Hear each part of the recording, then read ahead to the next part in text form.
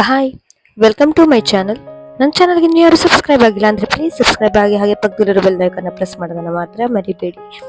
ಇವತ್ತು ನಾನು ಆಲೂ ಗೋಬಿ ಮಾಡೋದನ್ನು ಹೇಗೆ ಅಂತ ತೋರಿಸ್ತಾ ಇದ್ದೀನಿ. ಇದು ನಿಮಗೆ ಇಷ್ಟ ಆಗುತ್ತೆ ಅಂತ ಅಂದ್ಕೊಳ್ತೀನಿ. ಇಷ್ಟ ಆಗಿದ್ರೆ ಪ್ಲೀಸ್ ಲೈಕ್ ಮಾಡಿ, ಶೇರ್ ಮಾಡಿ, ಕಮೆಂಟ್ ಮಾಡಿ, ಹಾಗೆ ನನ್ನ ಚಾನಲ್ನ ಫಾಲೋ ಮಾಡೋದನ್ನು ಮಾತ್ರ ಮರಿಬೇಡಿ.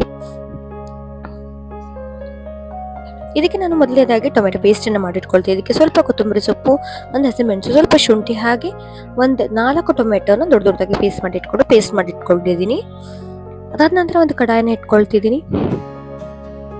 ಕಡಾಯಿಗೆ ನಾನು ಒಂದು 3 ಸ್ಪೂನ್ ಆಗುವಷ್ಟು ಸಾಸಿವೆ ಎಣ್ಣೆನ ಹಾಕೊಳ್ತಾ ಇದ್ದೀನಿ. ಸ್ವಲ್ಪ ಡಿಫ್ರೆಂಟ್ ಟೇಸ್ಟ್ ಕೊಡುತ್ತೆ. ಅಂದರೆ ನಿಮ್ಗೆ ಸಾಸಿವೆ ಎಣ್ಣೆ ಬೇಡ ಅಂತ ಹೇಳಿದ್ರೆ ನಾರ್ಮಲ್ ಆಗಿರುವಂಥ ಎಣ್ಣೆನ ಕೂಡ ಹಾಕ್ಕೊಳ್ಬೋದು. ಇವೆಲ್ಲನೂ ಕೂಡ ಹಾಕೊಂಡು ಸ್ವಲ್ಪ ಬಿಸಿ ಆಗೋದಕ್ಕೆ ಬಿಡ್ತೀನಿ ಎಣ್ಣೆ ಚೆನ್ನಾಗಿ ಬಿಸಿ ಆದ ನಂತರ 1 ಸ್ಪೂನ್ ಆಗುವಷ್ಟು ಜೀರಿಗೆನ ಹಾಕೊಳ್ತಾ ಇದ್ದೀನಿ. ಜೀರಿಗೆ ಚೆನ್ನಾಗಿ ಸಿಡಿಯೋದಕ್ಕೆ ತನಕ ಇದನ್ನು ಫ್ರೈ ಮಾಡ್ಕೊಳ್ತೀನಿ. ಇದನ್ನು ಚೆನ್ನಾಗಿ ಫ್ರೈ ಮಾಡ್ಕೊಂಡು ಆದ ನಂತರ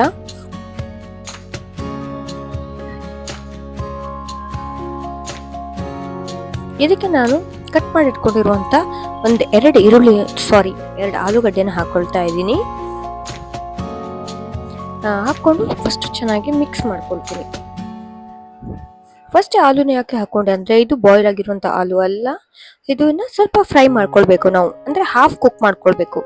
ಅದ್ರ ಜೊತೆಗೇನೆ ಈಗ ಒಂದು 2-3 ನಿಮಿಷ ಆದ ನಂತರ ಫ್ಲವರ್ನ ಹಾಕೊಳ್ತಾ ಇದ್ದೀನಿ. ಯಾಕಂದ್ರೆ ಫ್ಲವರ್ ಸ್ವಲ್ಪ ಬೇಗ ಕುಕ್ ಆಗುತ್ತೆ. ಆಲೂ ಜೊತೆಗೆ ಹಾಕೊಂಡ್ಬಿಟ್ರೆ ಓವರ್ ಕುಕ್ ಆಗ್ಬಿಡುತ್ತೆ. ಹಾಗಾಗಿ ಫ್ಲವರ್ನ ಒಂದು 2-3 ನಿಮಿಷ ಆದ ನಂತರ ಹಾಕೊಂಡು ಅದನ್ನು ಕೂಡ ಚೆನ್ನಾಗಿ ಫ್ರೈ ಮಾಡ್ಕೊಂಡು ಸ್ವಲ್ಪ ಕಲರ್ ಚೇಂಜ್ ಆಗೋ ತನಕ ಇದನ್ನ ಚೆನ್ನಾಗಿ ಫ್ರೈ ಮಾಡ್ಕೊಳ್ಬೇಕು.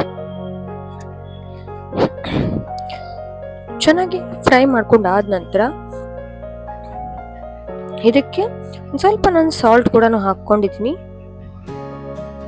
ಸಾಲ್ಟ್ ಜೊತೆಗೇನೆ ಒಂದು ಅರ್ಧ ಸ್ಪೂನ್ ಆಗುವಷ್ಟು ಅರಿಶಿನ ಕೂಡ ಹಾಕೊಳ್ತೀನಿ ಇದಕ್ಕೇನೆ.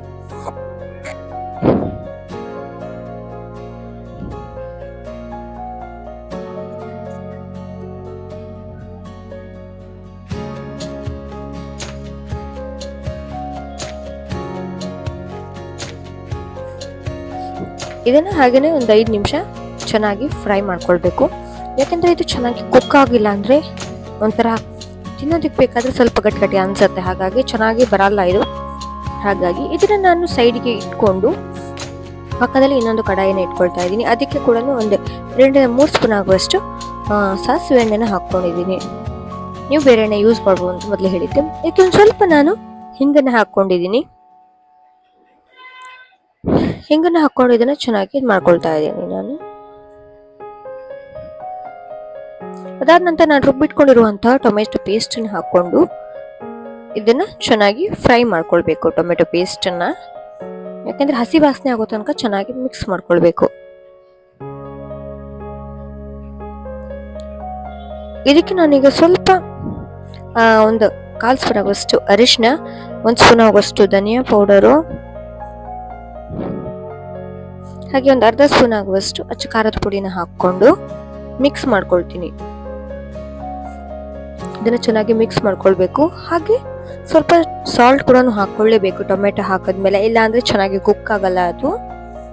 ಇದನ್ನ ಸ್ವಲ್ಪ ತಿಕ್ಕಾಗಿ ಬರೋ ತನಕ, ಹಾಗೆ ಮತ್ತೆ ಆ ಮಸಾಲದಿಂದ ಆಯಿಲ್ ಸೆಪರೇಟ್ ಆಗೋ ತನಕ ಇದನ್ನ ಚೆನ್ನಾಗಿ ಕುಕ್ ಮಾಡ್ಕೊಳ್ಬೇಕು.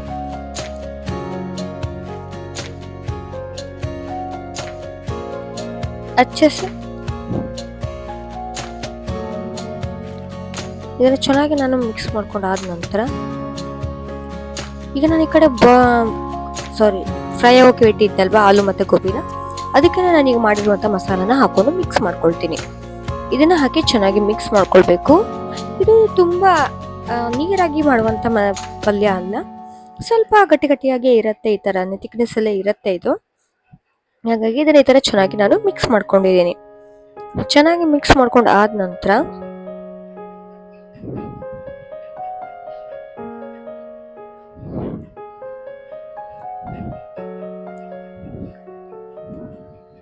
ಒಂದು 1/4 ಲೋಟ ಆಗುವಷ್ಟು ನೀರನ್ನ ಹಾಕೊಳ್ತಾ ಇದ್ದೀನಿ. ಯಾಕೆಂದ್ರೆ ಸ್ವಲ್ಪ ಮಸಾಲೆ ಎಲ್ಲ ಚೆನ್ನಾಗಿ ಈ ಆಲೂ ಮತ್ತೆ ಗೋಬಿ ಜೊತೆ ಹಿಡ್ಕೊಳ್ಳಿ ಅಂತ ಹೇಳ್ಬಿಟ್ಟು ಒಂದು 1/4 ಲೋಟ ಹಾಕಿದ್ದೀನಿ. ಅದು ಚೆನ್ನಾಗಿ ಕುಕ್ ಆದ ನಂತರ ಸರಿಯಾಗಿ ಬರುತ್ತೆ ಅದು. ಅದನ್ನ ಹಾಕಿದ ನಂತರ ಚೆನ್ನಾಗಿ ಮಿಕ್ಸ್ ಮಾಡ್ಕೊಂಡಿದ್ದೀನಿ. ನನ್ನ ಚಾನಲ್ ಯಾರಾದರೂ ಹೊಸಬರು ನೋಡ್ತಾ ಇದ್ರೆ ಪ್ಲೀಸ್ ನನ್ನ ಚಾನಲ್ನ ಲೈಕ್ ಮಾಡಿ, ಶೇರ್ ಮಾಡಿ, ಕಮೆಂಟ್ ಮಾಡಿ, ಹಾಗೆ ನನ್ನ ಚಾನಲ್ನ ಸಬ್ಸ್ಕ್ರೈಬ್ ಆಗೋದನ್ನ ಮಾತ್ರ ಮರಿಬೇಡಿ. ಇದಕ್ಕೆ ನಾನೊಂದು ಅರ್ಧ ಸ್ಪೂನ್ ಆಗುವಷ್ಟು ಆಮ್ಚೂರ್ ಪೌಡರ್ನ ಹಾಕ್ಕೊಂಡಿದ್ದೀನಿ. ಹಾಗೇನೆ ಒಂದು ಅರ್ಧ ಸ್ಪೂನ್ ಆಗುವಷ್ಟು ಗರಂ ಮಸಾಲ, ಜಾಸ್ತಿ ಏನು ಬೇಕಾಗಲ್ಲ. ಸ್ವಲ್ಪ ಕಸ್ತೂರಿ ಮೇಥಿನ ಹಾಕ್ಕೊಂಡು ಚೆನ್ನಾಗಿ ಮಿಕ್ಸ್ ಮಾಡ್ಕೊಳ್ತೀನಿ. ಇದನ್ನ ಈ ಥರ ಚೆನ್ನಾಗಿ ಮಿಕ್ಸ್ ಮಾಡ್ಕೊಂಡು ಆದ ನಂತರ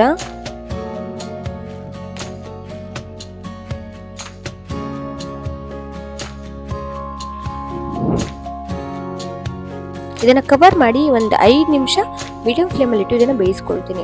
ಹೈ ಫ್ಲೇಮಲ್ಲಿ ಅಥವಾ ತುಂಬಾ ಇದರಲ್ಲಿ ಏನು ಬೇಕಾಗಲ್ಲ, ಯಾಕಂದ್ರೆ ಹಾಫ್ ಕುಕ್ ಮಾಡಿರೋದ್ರಿಂದ ಒಂದು 5 ನಿಮಿಷ ಸಾಕಾಗುತ್ತೆ ಇದನ್ನ ಕುಕ್ ಮಾಡೋದಕ್ಕೆ. ಈ ಥರ ನಾನು ಚೆನ್ನಾಗಿ ಮಿಕ್ಸ್ ಮಾಡ್ಕೊಳ್ತಾ ಇದ್ದೀನಿ.